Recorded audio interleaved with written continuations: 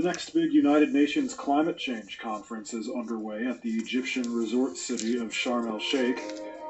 With pomp and dramatic music, the event known as COP27 is expected to see 2 weeks of rousing and fiery speeches from a parade of world leaders, but also skepticism that governments still aren't doing anywhere near enough, and this time under distractions such as the war in Ukraine, the cost of living crisis, and energy shortages.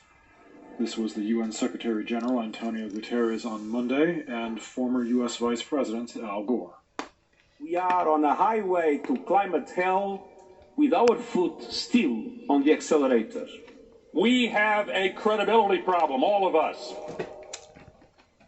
We're talking, and we're starting to act, but we're not doing enough.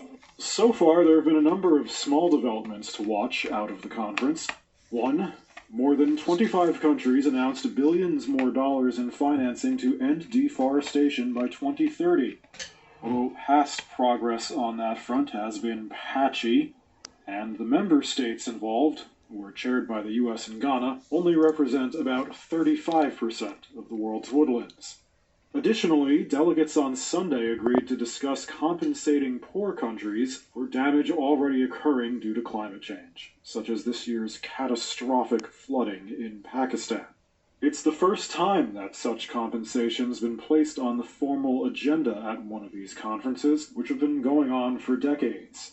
A recent United Nations report says global emissions are on track to rise 10.6% by 2030 compared to 2010 levels, but scientists say those emissions need to drop 43% by that time to avoid the global warming threshold where risks spin out of control. Some countries, including the US and members of the European Union, are calling to increase fossil fuel supplies to bring down consumer energy prices.